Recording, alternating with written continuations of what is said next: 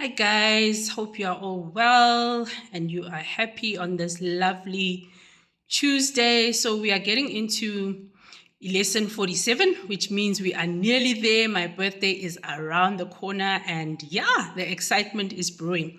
So, today, let's talk about money because I think that is a subject that everybody loves to get into. And I want to say that one of the biggest predictors of your success in life is how you handle your money, how you handle your personal finance. It's really crucial in terms of your money is the tool that's going to help you to do all these other things. And money, yes, in a way, in all fairness, it gives you options, right? And we may love to hate rich and wealthy people as much as we want, and we might have all our religious hang-ups when it comes to money. But the fact of the matter is that we're living in a world where money does make things go around, right? Money makes the world go round. That was the song that we used to sing up in high school and tertiary. So it's important to get your money matters in order. And one of those ways is to get into your financial literacy education quite early on in life, as young as you can, right?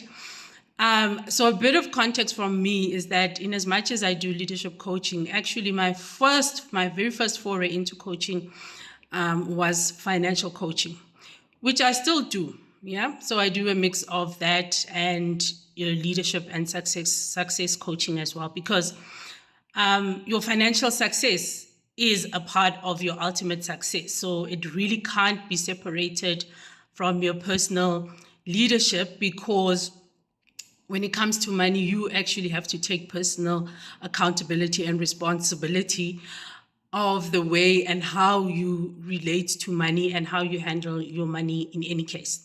But from a professional and educational background, I come from the world of accounting.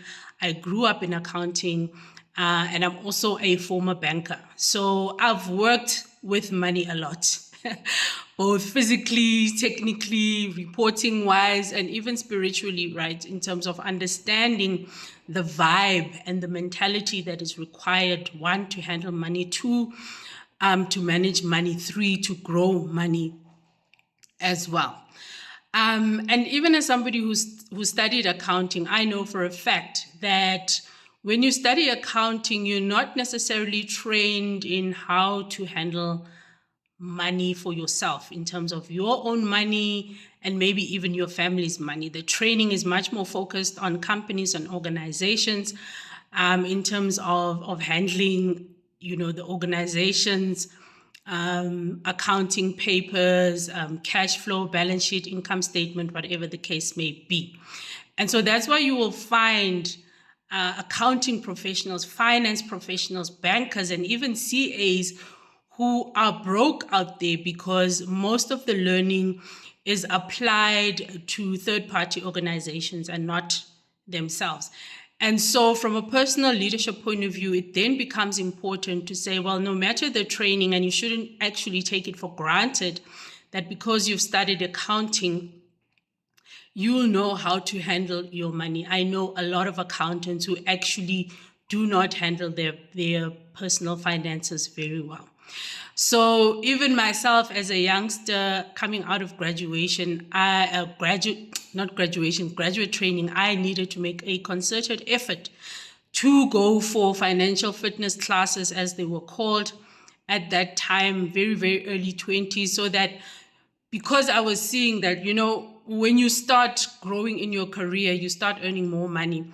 And so it becomes more imperative that you actually know the skills and gain the capability to manage such large sums of money, because it can be very, very jarring. It can be very, very scary, especially when you come from communities where you don't really see those amounts of money, and you see that amount coming in your bank account and you're like, woo, hooray, it's Christmas, but it's not going to be Christmas. You really need to understand that.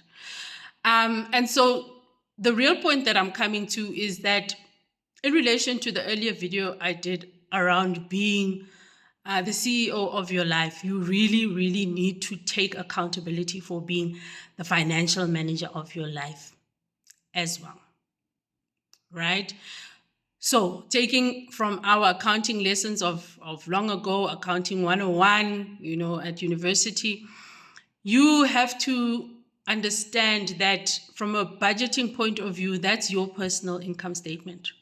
So you need to be able to build that and to be able to look at that and manage that on a monthly basis, because that's how it's basically your statement of income generation. So what comes in and what goes out, and then what the surplus is or the loss is at the end of the day. And then taking yourself as that very company, and you are the financial manager as well, you need to build up your own personal balance sheet, okay? What do your assets look like versus your liabilities, right? Are you in a net negative or net positive situation? And that's really your net worth. When we're talking about your net worth, we are talking about your personal statement of your assets and your liabilities, right? And more often than not, and when it comes to the lifestyles that we are living, these days, we're heavy on the liabilities side, right? And that's not necessarily a bad thing, because there are strategies when it comes to good debt versus bad debt. You have to understand the concept of gearing, which companies use. You can use that from a personal point of view as well, to say, how do you use your liabilities and debts, and particularly your long-term debts, to build assets for yourself, and then let those assets pay back your debts in time. Okay, so that's one of the strategies you would use on a personal level. And then as you're earning your income, you need to understand what your system of cash flow look like. So that would be representative of your cash flow statement in a business. So you really need to know what your inflows look like versus your outflows. What are the crunch periods when it comes to your outflows, right? So many people will have their debit orders going out on payday, which is not really a sound financial strategy, because you can afford to have your debit orders go perhaps 5 to 10 days out, after your payday, so that you can use that time maybe to invest some of your cash and pull it out by the time you pay your debit orders, and thereby they would have created some type of interest that you can use towards something else. And so there are many, many strategies like that you can use, just like in a business, that you would use as well when it comes to working capital management, where you decide, right, to say, okay, I have debtors and I have creditors. So maybe I should collect from my debtors book in terms of the people that owe me, that I should collect that much sooner, so that I can have the money in my bank account, and then I can pay my creditors much later, so that I can generate that interest for that period, and then I pay my creditors much later. You still have to pay them, but you can make it a risk-adjusted approach, risk-calculated, and also you can make sure that you are earning interest in the meantime, right? So I'm not saying that you default. You must never do that, because that's going to have a negative effect on your credit record.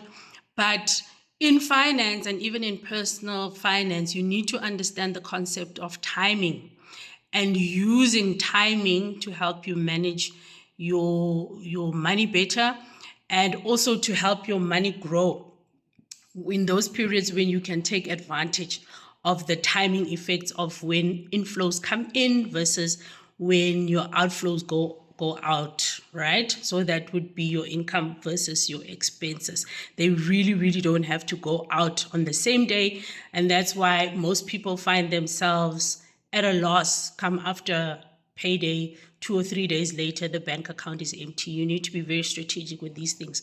So yeah, you have to be your own financial manager and manage your money well, to be ultimately a success and also create a legacy for your children's children.